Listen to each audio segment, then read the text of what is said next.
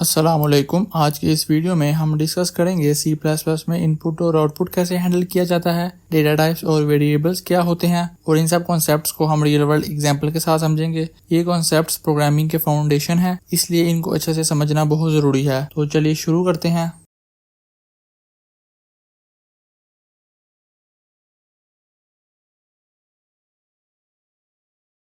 सबसे पहले हम देखते हैं सी प्लस प्लस में इनपुट और आउटपुट का क्या मतलब है।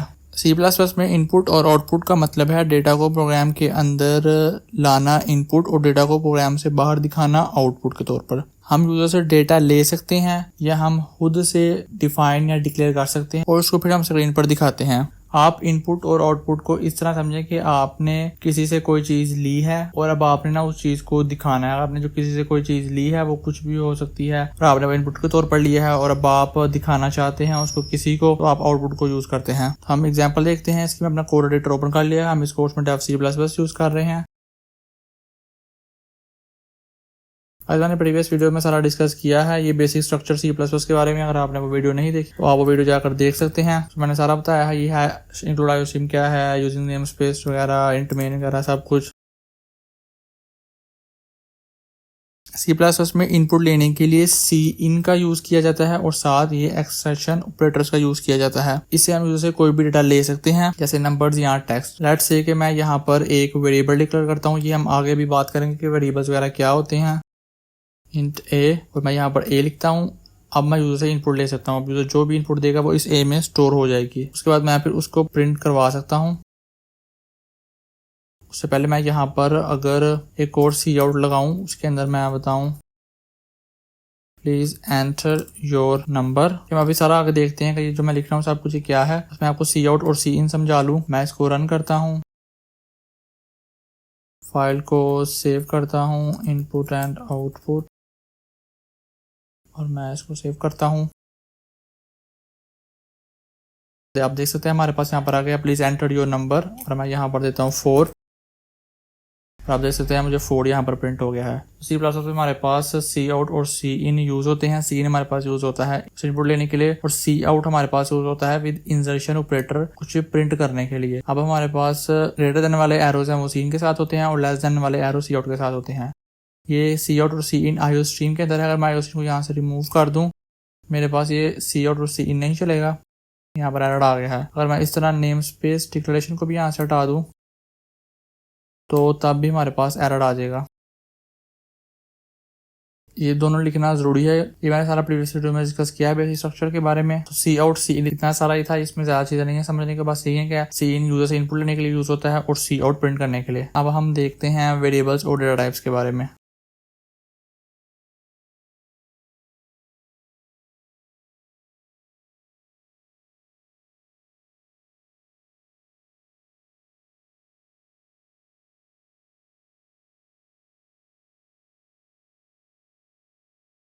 अब जो वेरिएबल्स है उसको आप एक कंटेनर के तौर पर समझें कि कंटेनर के अंदर हम कोई भी चीज स्टोर करते हैं। अगर हम अगर एग्जांपल लें तो आप कोई बॉक्स की एग्जांपल ले लेंगे। इस बॉक्स के अंदर हमारे पास चावल होते हैं या इस बॉक्स के अंदर हमारे पास कुछ मसाले होते हैं, तो हम किसी न किसी डब्बे या जार के अंदर सवाल रखते हैं। हम उसको ऐसे नहीं फेंक देते। तो आप वेरिएबल्स को कंटेनर के तौर पर समझे जिसके अंदर हमने कोई ना कोई चीज रखी होती है। और आप प्रोग्रामिंग की लैंग्वेज में देखें तो वेरिएबल्स वो कंटेनर है जिसमें हम डेटा स्टोर करते हैं। हर वेरिएबल को एक नेम दिया जाता है ताकि हम उस डेटा को फ्यूचर में एक्सेस कर सकें। C++ में हर वेरिएबल को एक स्पेसिफिक डेटा टाइप भी असाइन किया जाता है। ये हम डेटा टाइप अभी देखते हैं। पहले हम वेरिएबल्स के बारे में देख लें। सोचिए आप एक बॉक्स ले रहे हैं और उसमें कोई चीज स्टोर कर रहे हैं। हर बॉक्स पर आप एक लेबल चिपकाते हैं जिससे आपको पता चले कि इस बॉक्स के अंदर क्या चीज रखी हुई है। इसी तरह वेरिएबल्स एक बॉक्स की तरह काम करते हैं, कंटेनर की तरह काम करते हैं जिसमें हम डेटा स्टोर करते हैं और उस बॉक्स को एक नाम देते हैं जिसे हम इजिली एक्सेस कर सकते हैं। आप ऐसा समझिए कि ये हमारे पास वेरिएबल्स कंटेनर के तौर पर होते हैं जिसमें हम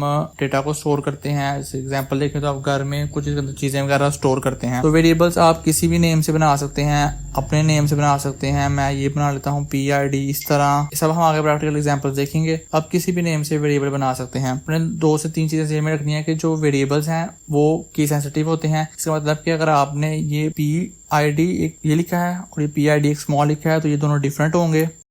इसके अलावा आप जो कीवर्ड्स जैसे कि इंट फ्लोट इस नाम से वेरिएबल्स नहीं बना सकते, तो ये डेटा टाइप्स हैं। और इसके सबसे लास्ट में जो सबसे इंपॉर्टेंट पॉइंट है वो ये कि आप जो वेरिएबल्स बनाएंगे वो आप किसी भी नेम से स्टार्ट कर सकते हैं, लेकिन स्टार्टिंग में आप नंबर नहीं लगा सकते। आप ऐसे नहीं कर सकते कि 9ABC, आप बीच में नंबर दे सकते हैं AB9D, आप इस तरह कर सकते हैं। आप अंडरस्कोर से स्टार्ट कर सकते हैं वेरिएबल का नेम कोई भी। मैंने सैम लिख लिया है, तो अब आपको समझ आ गई होगी। वेरिएबल्स हमारे पास सिंपली कंटेंट्स की तरह होते हैं, जब भी हम कुछ स्टोर करते हैं तो वो इन वेरिएबल्स के अंदर स्टोर होती है।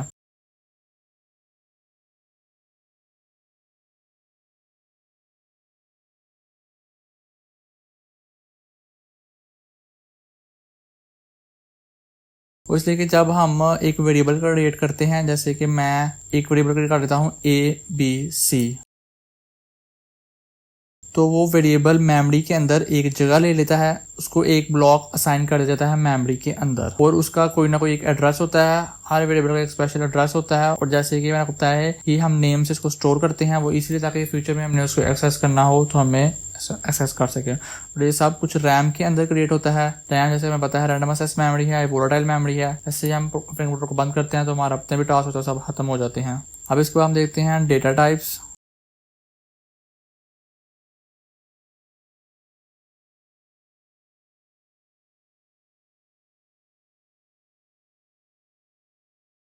डेटा टाइप्स डिफाइन करते हैं कि आपके प्रोग्राम में किस टाइप का डेटा स्टोर होगा। C++ में अलग अलग डेटा टाइप्स होते हैं जो स्पेसिफाई करते हैं कि आप किस किस्म का डेटा रख रहे हैं, जैसे नंबर्स, टेक्स्ट या डेसिमल्स। जैसे हमने वेरिएबल्स का कहा था कि वेरिएबल्स हमारे पास कंटेनर होते हैं। अब कंटेनर मैंने बताया था कि कंटेनर की चीज़ का, जैसे कि अगर आप एक प्रिंकल्स का अगर आपने बॉक्स देखा हो तो वो एक लंबा सारा होता है। अगर आप उसके अंदर चावल डालें तो उसके अंदर बहुत थोड़े चावल आएंगे, यानी वो उसके लिए ठीक नहीं है।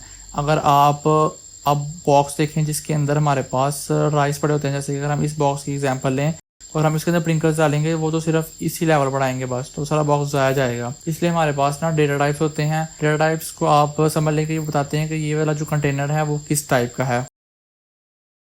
और जैसे अगर हम इसकी एक और एग्जांपल देखें कि हमारे पास अगर एक लॉगिन पेज है, उस पर हमारे पास नेम होता है, फर्स्ट नेम, लास्ट नेम, फिर नंबर और फिर एड्रेस वगैरह। इसमें हमारे पास जो फर्स्ट नेम होता है वो कोई ना कोई एक वेरिएबल के अंदर स्टोर होता है, और फिर उस वेरिएबल की कोई ना कोई एक टाइप बताई जाती है कि ये इस टाइप का है। फिर हम आगे डिस्कस करते हैं कौन कौन से टाइप्स होती हैं, जैसे कि ये नेम हमारे पास इन टाइप का है, एज इंट टाइप की है, तो उस टाइप के अंदर स्टोर होते हैं। इसलिए होता है कि अगर आप एग्जांपल देखें, हमारे पास घर में अगर कोई कंटेनर है, बॉक्स है जिसके अंदर हमने चावल रखे हुए, अगर हम उसके अंदर नमक भी डाल दें तो वो तो बाद में हमारे लिए उनको सेपरेट करना बड़ा मुश्किल हो जाएगा। हम कैसे देखेंगे चावल कौन से हैं, नमक कौन से हैं। तो इसलिए हम एक कंटेनर के अंदर दूसरी चीज़ें नहीं डाल सकते। इस तरह हमारे पास एक जो वेरिएबल है जो कंटेनर का है, हम उसके अंदर दूसरी वैल्यू नहीं डाल सकते। जैसे कि अगर हमारे पास वेरिएबल बना हुआ है नेम का, तो हम उसके अंदर एज नहीं डाल सकते। अब देखते हैं हमारे पास कौन कौन से डेटा टाइप्स होती हैं। हमारे पास डेटा टाइप्स काफ़ी ज़्यादा हैं, लेकिन जो नॉर्मली हम यूज़ करते हैं वो होते हैं इंट,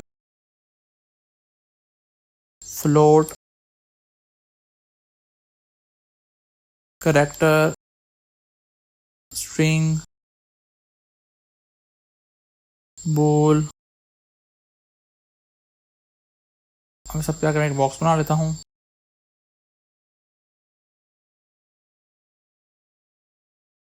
इंट हमारे पास 4 बाइट्स का होता है। एक बाइट में हमारे पास 8 बिट्स होते हैं, यानी कि ये 32 बिट्स का है। फ्लोट भी हमारे पास 4 बाइट्स का होता है। करैक्टर हमारे पास 1 बाइट का होता है। स्ट्रिंग हमारे पास डिपेंड करती है हमारे पास जो वेरिएबल है उसकी लेंथ है। नॉर्मली आई थिंक ये मुझे इसको सही याद नहीं, शायद ये 28 बाइट होता है। ये आप भी चेक कर लीजिएगा, हो सकता है गलत हूँ। अब जो हमारे पास बूल होता है उसका साइज होता है 1 बाइट। हम देखते हैं हमारे पास जो इंटीजर टाइप की डेटा टाइप होती है इसके अंदर क्या आता है। जैसे कि इसके अंदर हमारे पास ना नंबर्स आते हैं, जितने भी हमारे पास हम नंबर लिखते हैं ना 1 2 3 4, जितने भी नंबर्स होते हैं वो सारे इस इंट डेटा टाइप के अंदर आते हैं। इसमें ना वो वाले नंबर नहीं, जैसे कि 1.2 19.7, ये जो पॉइंट्स वाले नंबर होते हैं ये नहीं इसके अंदर आते। हमारे पास जितने भी नंबर्स होते हैं ना, जो हमारे पास एज अगर ली जाती है 21 22 इस तरह, तो वो सब हमारे पास इन टाइप के अंदर आते हैं। इसमें हमारे पास नंबर्स आते हैं। अब हमारे पास जो है ना फ्लोट, उसके अंदर हमारे पास आते हैं पॉइंट वाले वैल्यू, जैसे कि 7.2 19.7, जितने भी पॉइंट्स वाली वैल्यूज हैं उनके लिए हम फ्लोट यूज करते हैं। अगर आप इंट डेटा टाइप में ये फ्लोट वाली वैल्यूज लिखेंगे तो ये सिर्फ पहले वाली वैल्यूज लेगा, इन वैल्यूज को इग्नोर कर देगा। तो आप ऐसा प्रोग्राम लिख रहे हैं जिसके अंदर वो परसेंटेज कैलकुलेट कर रहा है, तो उसके लिए हम वहां पर भी फ्लोट यूज करेंगे ताकि हमारे पास पॉइंट्स में भी आए। अब कैरेक्टर हमारे पास यूज होता है 1 बाइट के लिए। लेट्स से अगर आपने कोई प्रिंट कराना है 1 2, यहाँ सिर्फ कोई एक कैरेक्टर प्रिंट करना है एस ए, तो उसके लिए हमारे पास कैरेक्टर यूज होता है और इसको हम लिखते हैं सिंगल कोटेशन मार्क्स के अंदर, डबल कोटेशन मार्क्स के अंदर नहीं। सिंगल हमारे पास यूज होता है अगर हमने कुछ नेम लिखना हो, जैसे कि अगर मैंने फर्स्ट नेम मैं यूजर से इनपुट लेता हूँ और फिर मैं सेकंड नेम इनपुट लेता हूँ, लास्ट नेम इनपुट लेता हूँ, तो इसके लिए हमारे पास स्ट्रिंग होता है और इसको हम डबल कोटेशन मार्क्स के अंदर लिख सकते हैं। आप सोचेंगे कि कैरेक्टर और स्ट्रिंग में फिर क्या डिफरेंस है, कोटेशन मार्क्स के अंदर लिखते हैं, ये भी हम कोटेशन मार्क्स के अंदर लिखते हैं। कैरेक्टर के अंदर हम लोग एक कोटेशन मार्क्स का यूज करते हैं, उसके अंदर सिर्फ हम एक चीज लिख सकते हैं, हम दो नहीं लिख सकते, हम इस तरह नहीं लिख सकते।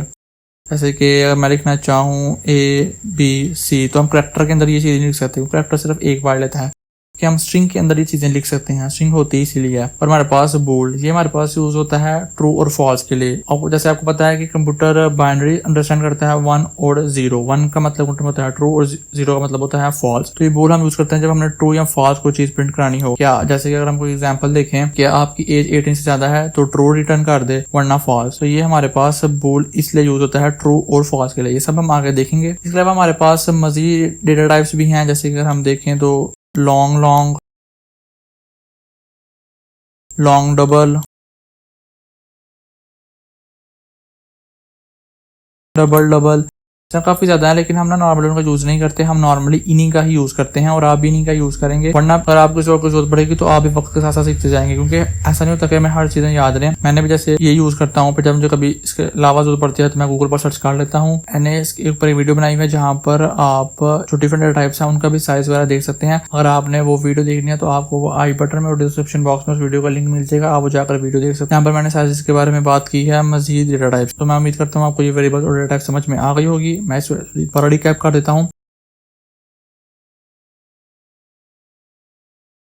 वेरिएबल्स हम यूज करते हैं एक कंटेनर के तौर पर कि हम उसके अंदर कोई ना कोई वैल्यू स्टोर करवाएंगे, और फिर हमारे पास डेटा टाइप होती है। डेटा टाइप बताती है कि ये जो कंटेनर है वो किस टाइप का है, यानी कि ये इसमें राइस टाइप आएंगे या इसमें आप मसाले डालेंगे या इसमें आप क्या डालेंगे। तो और वेरिएबल हम स्टार्ट कर सकते हैं अंडरस्कोर से, लेकिन नंबर से नहीं। और वेरिएबल हम स्पेशल कीवर्ड्स का नहीं बना सकते। वेरिएबल केस सेंसिटिव होते हैं, यानी ये स्मॉल बी और कैपिटल पी ये दोनों अलग अलग होंगे। और एक और चीज, हम वेरिएबल इस तरह भी नहीं बना सकते, जैसे कि मैं लिखूं A स्पेस B, हम स्पेस नहीं बीच में दे सकते। और आपने लिखना है ना कोई ऐसा वेरिएबल आप डिक्लेयर कर रहे हो तो आपने उसमें स्पेस दिया तो वो आपका उसमें एरर शो कर देगा। अब उसके दो तरीके हैं, या तो आप स्पेस रिमूव कर दें या फिर आप ना यहाँ पर अंडरस्कोर लगाएं, फिर आप इस तरह लिख सकते हैं। और ना एक और चीज, जो आप वेरिएबल वैसे तो किसी नेम से भी बना सकते हैं, लेकिन ना बेहतर ये होता है कि आप, जैसे कि मैं तो एग्जांपल के लिए आपको बता रहा हूँ यहाँ पर ABC, बेहतर ये होगा कि आप जो लार्ज प्रोजेक्ट्स पे काम करेंगे तब अगर आप ऐसे रैंडम वेरिएबल बनाते जाएंगे तो काफी डिफिकल्ट होगा। तो आप जैसे कि अगर एक बना रहे हैं फर्स्ट नेम का तो आप वेरिएबल बनाए फर्स्ट नेम से, फिर अगर आप लास्ट नेम का इनपुट ले रहे हैं तो आप लास्ट नेम से वेरिएबल बनाए, अगर आप एज ले रहे हैं तो एज के नेम से वेरिएबल बनाए। काफी आपको हेल्पफुल होगा और आपको समझने में आसानी होगी कि ये वाला वेरिएबल मैंने किस चीज के लिए बनाया था। कोड एडिटर ओपन करते हैं। अब हम यहाँ पर अपना कोड लिखते हैं। अब मैं इसको रिमूव करता हूँ यहाँ से। मैं आपको सिंटैक्स बता दूं कि आपने जो वेरिएबल डिक्लेयर करना होता है वो कैसे होता है। अब मैं आपको यहाँ पर एक और चीज बताऊं कि वेरिएबल दो होते हैं। अब ना यहाँ तो आप वेरिएबल डिक्लेयर कर सकते हो सिर्फ, यहाँ वेरिएबल डिक्लेयर करने के साथ साथ इनिशियलाइज भी करवा सकते हो। हम देखते हैं। सबसे पहले आपने डेटा टाइप बतानी होती है, इंट, फ्लोट, स्ट्रिंग, आप कौन सी यूज करना चाह रहे हैं। मैं यूज करता हूँ इंट। उसके बाद ना आपने वेरिएबल का नेम देना होता है, कोई भी आप दे सकते हैं। जैसे मैंने आपको बताया आप तो जो सही वाला दीजिएगा, मैं तो सिर्फ आपको एग्जाम्पल के लिए बता रहा हूँ। जैसे कि मैं लेता हूँ इंट A, फिर हम A इज इक्वल टू, मैं यहाँ पर सेमीकोलन लगा दूं तो ये सिर्फ मैंने वेरिएबल को डिक्लेयर कर दिया। मैं इसको अगर रन करता हूँ तो हमें शो कुछ नहीं हो रहा, लेकिन मेमोरी के अंदर उसने ना एक वेरिएबल क्रिएट कर दिया है। कौन से टाइप का, इंट टाइप का, उसने स्पेस ऑक्यूपाई कर लिया है। अब मैं अगर इनिशियलाइज करवाना चाहूँ तो मैं यहाँ पर ऊपर लिख देता हूँ डिक्लेयर। मैं यहाँ पर लिखता हूँ इनिशियलाइज के लिए हमारे पास int B is equal to 4 कर देता हूँ। अब यहाँ पर मैंने किया है कि मैंने एक डेटा टाइप बताई है, वेरिएबल डिक्लेयर किया है, इज इक्वल टू लगा के मैंने नंबर लिख दिया है। अब इस 4 को इस B के अंदर असाइन कर दिया जाएगा। B के बाद जो भी लिखते हैं उसको इस वेरिएबल के अंदर असाइन कर दिया जाएगा। अब मैं इसको रन करता हूँ तो हमारे पास मेमोरी के अंदर कोई वेरिएबल क्रिएट करेगा और उस वेरिएबल को ये वैल्यू असाइन कर देगा 4। कई बार होता है कि हमने कुछ वैल्यू पहले से ही बतानी होती है तो हम उसको इनिशियलाइज कर देते हैं, वरना हम सिर्फ डिक्लेयर करते हैं। अगर हमने यूजर से इनपुट लेनी है, स्टार्टिंग में देखा था कि मैंने यूजर से इनपुट लिया था, अभी उसको प्रिंट किया था, तो उस केस में हम सिर्फ डिक्लेयर करते हैं वेरिएबल्स को। तो हमने जितनी डेटा टाइप्स पढ़ी है हम उनके बारे में देख लेते हैं। अब सबसे पहले डेटा टाइप हमने पढ़ी थी इंट, तो मैं g = 9 लिखा है। मैं अब सी आउट करता हूँ, तो हमारे पास 9 प्रिंट कर देगा।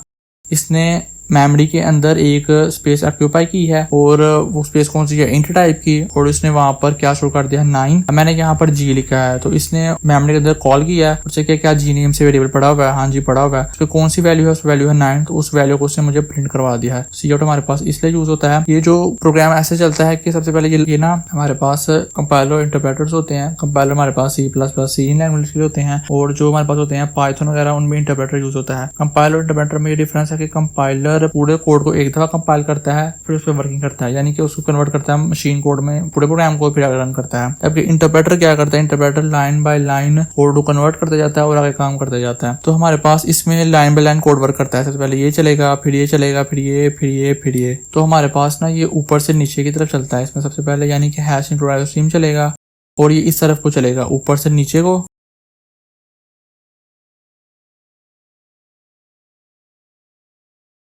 प्रोग्राम चलेगा हमारे पास ऐसे को और ऐसे को। इसका मतलब ये कि ऊपर से नीचे की तरफ और लेफ्ट से राइट की तरफ हमारे पास प्रोग्राम चलेगा। अब यहाँ पर आप ये भी सोच सकते हैं कि मैं यहाँ पर जी लिखा है, उसकी जगह मैं यहाँ पर डायरेक्ट 9 लिख दूँ तो ये उसको भी प्रिंट कर देगा। लेकिन ये तो सिर्फ हम एक वैसी एग्जांपल देख रहे हैं, लेकिन जब आप एक्चुअल प्रोजेक्ट्स में या लार्ज प्रोजेक्ट्स पे काम करेंगे तो तब आप पता चलेगा कि हम वेरिएबल्स को यूज कर रहे हैं। अब मैं यहाँ पर अगर लिखता हूँ 9.9, मैंने आपको क्या बताया था कि इसका स्टार्टिंग वाला प्रिंट करेगा, ये प्रिंट नहीं करेगा, क्योंकि इंटीजर में पॉइंट्स के बाद वैल्यूज को इग्नोर कर दिया जाता है। आप देख सकते हैं उसने इग्नोर कर दिया है। अगर मैं इसको प्रिंट करना चाहता हूं तो मैं यहाँ पर एक नया वेरिएबल बनाता हूँ फ्लोट के अंदर, फ्लोट t = 8.7। तो मैं इसको भी सी आउट करता हूँ। तो मैं अगर इसको कमेंट करूं और मैं रन करूं कोड, तो आप देख सकते हैं इसने 8.7 प्रिंट कर दिया है। अब मैं इसको अनकमेंट करता हूं और यहाँ पर मैं एंड एल लगाता हूँ। मैंने प्रीवियस वीडियो में बताया था कि एंड एल इसलिए हम लगाते हैं न्यू लाइन पर जाने के लिए। अगर मैं ये नहीं लगाता तो एक लाइन में सारा कोड लिख देगा। मैं कोड को रन करता हूँ तो आप देख सकते हैं ऊपर 9 आ गया है, नीचे 8.7 लिख दिया उसने। अगर मैं यहाँ पर सिर्फ 8 लिखूं तो क्या ये भी पॉइंट्स में बताएगा? नहीं, वो पॉइंट्स में नहीं बताएगा, जबकि जो फ्लोट है वो पॉइंट्स में शो करता है। लेकिन जब हमने पॉइंट्स यूज नहीं किया तो हमें वो एक इंटीजर के तौर पर इसको प्रिंट करेगा। लेकिन आप ये ना समझिएगा कि ये इंटीजर है, ये इंटीजर अलग है और फ्लोट अलग है। जैसे जब हम परसेंटेज वगैरह नॉर्मली यूज करते हैं तब हम फ्लोट यूज करते हैं, कोई ऐसी वैल्यू जो हमारे पास पॉइंट्स में चली जाए। अब इसके बाद हम देखते हैं पहले करैक्टर, उन करैक्टर आसान है, और फिर स्ट्रिंग की तरफ। करैक्टर इसमें मैं बनाता हूँ वेरिएबल, अब मैं किसी और नेम से डिक्लेयर कर देता हूँ माई। जैसे मैंने आपको बताया है, अगर मैं ऐसे लिखूंगा तो मुझे एरर शो करेगा, ठीक है, इनिशियलाइजेशन बिफोर नेम, क्योंकि उसने माई तक तो वेरिएबल समझ लिया, अगर स्पेस के बाद उसने एंड कर दिया, उसने बोला कि नेम पता नहीं क्या है। इसको करने के लिए या तो हम इसको जोड़ दें या हम यहाँ पर इस तरह का अंडरस्कोर दे दें और फिर इसको रन करें, तो हमारे पास वेरिएबल डिक्लेयर हो गया है। अब मैं इसमें इनिशियलाइज भी कर देता हूँ। लेट्स से कि मैं इसमें एस लिख देता हूँ सिर्फ, और मैं इसको सी आउट करता हूँ माई नेम, मैं रन करता हूं तो आप देख सकते हैं इसने एस प्रिंट कर दिया है। अगर मैं यहाँ पर ज्यादा कुछ लिखूं, जैसे कि मैं लिख लेता हूँ SF, अब मैं कोड को रन करता हूँ। डेव C++ क्या करता है कि वो सिर्फ लास्ट वाला जो भी वेरिएबल होता है ना, जो भी वैल्यू आपने दी होती है उसको प्रिंट कर देता है, बाकी सबको इग्नोर कर देता है। आप देखते हैं यहाँ पर हमारे पास मल्टी करैक्टर वाली वार्निंग्स वगैरह भी आ गई हैं। तो हमने कोई एक नंबर, कोई एक करैक्टर यूज करना होता है तो हम करैक्टर वाले डाटा को यूज करते हैं। अब इसके बाद हम देखते हैं स्ट्रिंग, फिर हम लिखते हैं स्ट्रिंग, और ये मैं ले लेता हूँ फर्स्ट। अब मैं अंडरस्कोर से स्टार्ट करता हूँ, बस फिर अंडरस्कोर, फिर नेम। इसके लिए हम डबल कोटेशन मार्क्स यूज करेंगे। जैसे मैं लिखता हूँ अली, तो फिर मैं इसको सी आउट करता हूँ, मैं लिखता हूँ फर्स्ट नेम। तो आप देख सकते हैं इसने अली प्रिंट कर दिया। इसने क्या किया है, इसने एक वेरिएबल क्रिएट किया है मेमोरी के अंदर, कौन सी टाइप का, सिन टाइप। उस वेरिएबल को क्या वैल्यू साइन की है, अली। तो फिर जब मैंने उसको सी आउट किया तो उसने मुझे मेमोरी से चेक किया, फर्स्ट नेम से पढ़ा हुआ, हाँ जी पढ़ा हुआ, तो उसने फिर मुझे प्रिंट करवा दिया है। जैसे मैंने आपको बताया था कि आप इस डबल कोटेशन मार्क्स के अंदर जो भी लिखेंगे वो उसको प्रिंट कर देगा, चाहे नंबर हो, आप स्पेसिस देंगे तो स्पेसिस को भी वो एज इट इज प्रिंट कर देगा।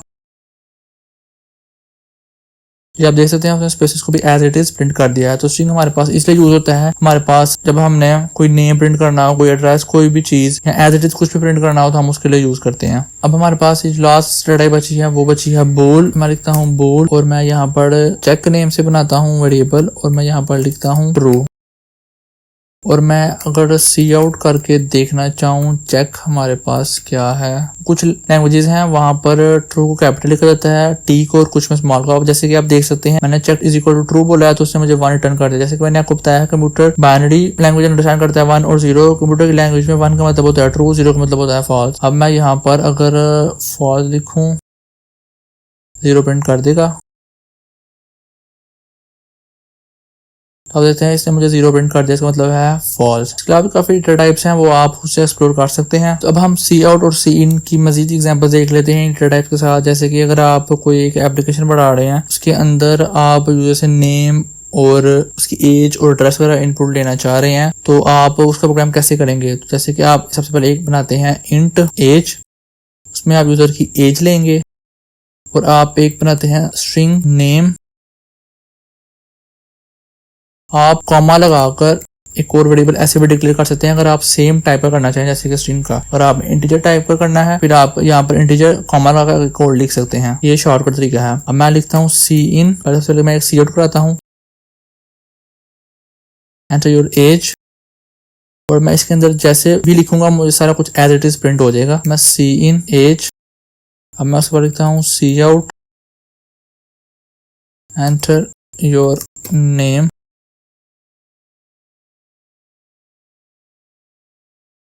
फिर सी इन नेम, फिर उसके बाद सी आउट योर एड्रेस, सी इन। हम जैसे कि अगर हम कोई सॉफ्टवेयर देख रहे हैं तो सॉफ्टवेयर में अगर वो C++ के अंदर बनाया गया है तो ऐसे ही उसके पीछे लिखा गया होगा। उसको रन करते हैं तो हमारे पास आ गया है एंटर योर एज। कि मैं अगर यहाँ पर एंटर कर देता हूँ 20, आ गया एंटर योर नेम। मैं पहले आपको सिंपल चला कर दिखाता हूँ उसके बाद आपको एक और चीज बताऊंगा। जैसे कि मैं लिखता हूँ अली, एंटर योर एड्रेस, सिर्फ पाकिस्तान लिख देता हूँ, चल गया है। अब मैं आपको इसमें एक और चीज दिखाता हूँ। लिखने के बाद ना मैं यहाँ पर एक सी आउट लगाता हूँ जिसके अंदर मैं लिखता हूँ योर नेम इज, फिर इंसर्शन ऑपरेटर, फिर मैं यहाँ पर लिखता हूँ नेम, फिर इंसर्शन ऑपरेटर्स, फिर लिखता हूँ योर एज,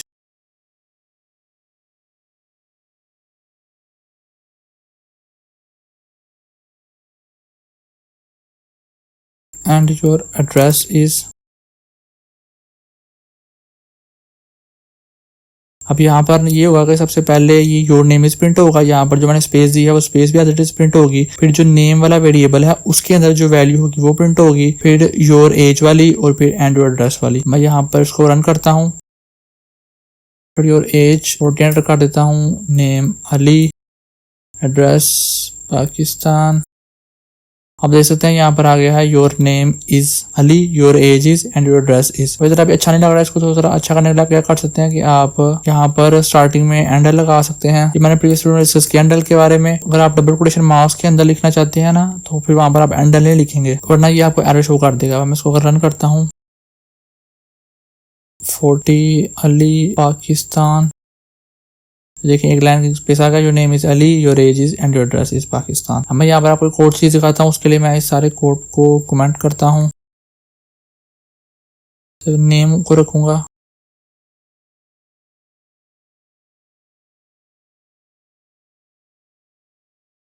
कमेंट है इसकी शॉर्टकट की है कंट्रोल+/।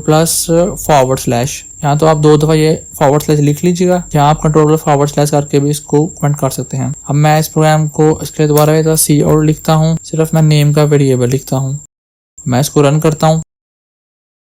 अगर एंटर योर नेम में अगर मैं लिखता हूँ अली स्पेस अहमद, तो आप देख सकते हैं इसने सिर्फ अली प्रिंट किया है, बाकी आगे वाला अहमद क्यों नहीं प्रिंट किया। वो इसलिए क्योंकि जैसे ही स्पेस आई ना तो इसने उसको इंस्ट्रक्शंस को फिनिश कर दिया। उसने बोला कि इनपुट खत्म हो गई है, आगे वाला अहमद उसको सारा इग्नोर कर दिया। तो अब इसका हल क्या है, इसका हल ये है या तो आप साथ जोड़ के लिखिए अली अहमद, या फिर ये कि आप इसमें भी अंडरस्कोर का यूज कीजिए।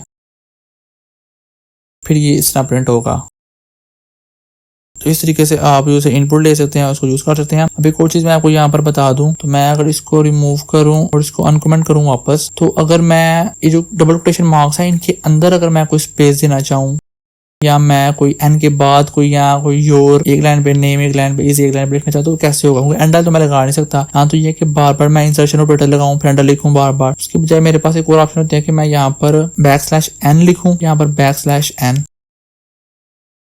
मैं इसको रन करता हूँ तो आप देख सकते हैं enter your age 40, enter your name Ali Pakistan, आ गया है योर नेम इज। इसको हम कहते हैं एस्केप करैक्टर्स। ये हमारे पास स्पेशल करैक्टर्स होते हैं, ये हमारे पास काफी टाइप्स के होते हैं। इसमें \n है, \t है, सिंगल कोटेशन मार्क्स है, डबल कोटेशन मार्क्स है। आपको अगर \t के बारे में बताऊं तो \t हमारे पास यूज होता है 5 स्पेसेस देने के लिए। अगर आप कोई ऐसा प्रोग्राम लिख रहे हैं जिसमें आपने कोई वेलकम प्रिंट करना है तो आपने सेंटर में प्रिंट करना है, तो बजाय आप बार बार स्पेस दें या आप चेक कर दें कितनी स्पेस दिया है, तो आप एक दफा \t लिखेंगे तो वो 5 स्पेसेस एक दफा में दे देगा। रन करता हूँ अली साथ, आप देख सकते हैं यहाँ पर उसने 5 स्पेसेस दे दी है। इसके अलावा हमारे पास और भी होते हैं, आप यहाँ पर गूगल पर सर्च कर सकते हैं एस्केप करैक्टर्स इन C++। यहाँ पर हम पहली वेबसाइट है W3 Schools की, इसको ओपन करते हैं। आप यहाँ पर देख सकते हैं इन्होंने single quotation marks, double quotation marks और डबल / वाला बताया हुआ है। इसमें से आप इसको खुद एक्सप्लोर कर सकते हैं। मैं आपको डबल कोटेशन मार्क्स वाले का बता देता हूँ। अगर आप एड्रेस को हाईलाइट करना चाहते हैं या आप इसको डबल कोटेशन मार्क्स में लिखना चाहते हैं तो आप कैसे लिखेंगे, अगर आप ऐसे लिखते हैं, अब यहाँ पर कंपाइलर को समझ नहीं आएगी कि ये प्रोग्राम यहाँ से स्टार्ट होगा, यहाँ एंड हो रहा है, यहाँ से स्टार्ट होगा, यहाँ पर एंड हो रहा है। अब देख सकते हैं उसने यहाँ पर सबको ब्लू हाईलाइट किया हुआ, जो उसने लिखा हुआ है इसको उसने खत्म कर दिया। तो उसके लिए क्या होता है, उसके लिए ना हम यहाँ पर आप एक \, इधर लगाएंगे, \, इधर लगाएंगे। आप इसको रन करते हैं अली पाकिस्तान। आप देख सकते हैं हमारे पास यहाँ पर डबल कोटेशन मार्क्स आ गए। हर तरीके से आप इसके करैक्टर यूज कर सकते हैं। आप गूगल पर खुद भी एक्सप्लोर कर सकते हैं। W3 Schools की वेबसाइट है, यहाँ पर आपको ऑलमोस्ट हर प्रोग्रामिंग लैंग्वेज के बारे में मिल जाता है, HTML, CSS, जावास्क्रिप्ट, SQL। मैंने भी काफी इस वेबसाइट को यूज किया है और यूज कर रहा हूँ, और इस वेबसाइट पे आपको ऑलमोस्ट हर चीज मिल जाती है। तो दोस्तों, इस वीडियो में हमने C++ का इनपुट और आउटपुट, डेटा टाइप्स और वेरिएबल्स के बारे में डिटेल में सीखा। ये प्रोग्रामिंग के फाउंडेशन टॉपिक्स हैं जो आपको हर प्रोग्राम में समझने और यूज करने आएंगे। मैं एक दफा लास्ट में रिवाइज कर देता हूँ सब चीजें। हमने डिस्कस किया सी आउट और सी इन के बारे में। सी इन हम यूज करते हैं जैसे इनपुट लेने के लिए, और सी आउट हम यूज करते हैं कुछ भी प्रिंट कराने के लिए। सी इन के बाद हम वेरिएबल्स का नेम लिखते हैं, और सी आउट में हम उस वेरिएबल के अंदर की वैल्यू या कोई स्टेटमेंट प्रिंट करवा सकते हैं। हमने वेरिएबल्स और डेटा के बारे में पढ़ा है। वेरिएबल्स क्या होते हैं? वेरिएबल्स हमारे पास कंटेनर्स होते हैं, वो कंटेनर जिसके अंदर हम कुछ ना कुछ स्टोर कराते हैं। जैसे हमने इसी एग्जांपल देखी, हमारे पास घर में कोई बॉक्स होता है, उस बॉक्स के अंदर हम कोई ना कोई चावल या कोई मसाला स्टोर कराते हैं। इसी तरह हमारे पास जो वेरिएबल्स होते हैं उसके अंदर हमने ना कोई वैल्यू स्टोर करानी होती है, कोई नंबर, किसी का नेम, किसी का एड्रेस। जैसे हमारे पास लॉग इन फॉर्म होता है, उसके अंदर हमारे पास नेम, एड्रेस और एज होती है, वो सब कहीं ना कोई स्टोर होती है वेरिएबल्स के अंदर, उसको हम वेरिएबल्स कहते हैं। फिर हमारे पास डेटा टाइप्स होती हैं। डेटा टाइप्स हमारे बताती हैं कि ये किस टाइप का होगा। जैसे मैंने आपको बताया था हमारे पास प्रिंकल्स का बॉक्स होगा, तो चावल डालेंगे तो बहुत थोड़े आएंगे। अब हमारे पास अगर चावलों का बॉक्स है, उसके अंदर प्रिंकल्स डालेंगे एक बॉक्स, तो बहुत एंड पे आएंगे, अक्सर स्पेस जाया चली जाएगी। इसलिए हमारे पास डेटा टाइप्स होते हैं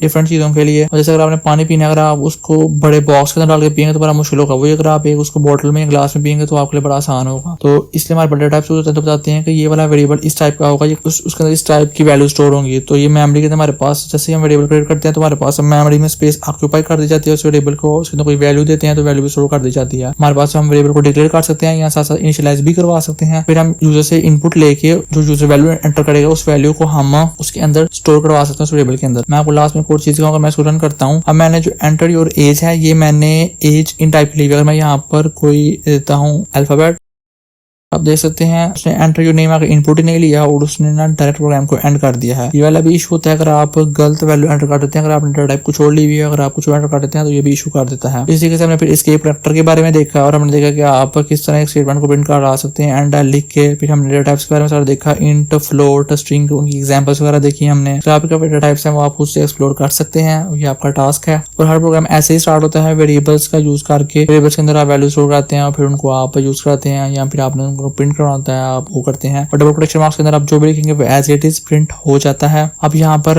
और चीज है कि आप, मैं सबको कमेंट करता हूँ, और यहाँ पर अगर आप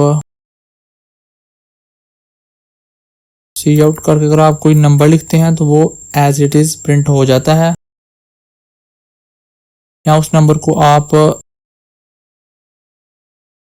ऐसे भी लिख सकते हैं, वो तब भी सेम प्रिंट होगा। लेकिन जो एक वेरिएबल है ना, जैसे उसका पैसे नहीं सकते, जैसे कि यहाँ पर एज है ना, अगर मैं यहाँ पर जे लिख देता हूँ, जे प्रिंट नहीं करेगा, यहाँ पर एरर आ जाएगा, ओके जे क्या है उसको कुछ समझ नहीं आएगी। तो यहाँ पर हम वेरिएबल्स को, तो यहाँ पर हम वैल्यूज को ऐसे लिख सकते हैं, लेकिन हम किसी भी वेरिएबल को ऐसे नहीं लिख सकते, उसको हमें पहले डिक्लेयर इनिशियलाइज कराना पड़ेगा। देखिए अगर मैं यहाँ पर एज लिखता हूँ, यहाँ पर एज को इनिशियलाइज करवा देता हूँ 9 से,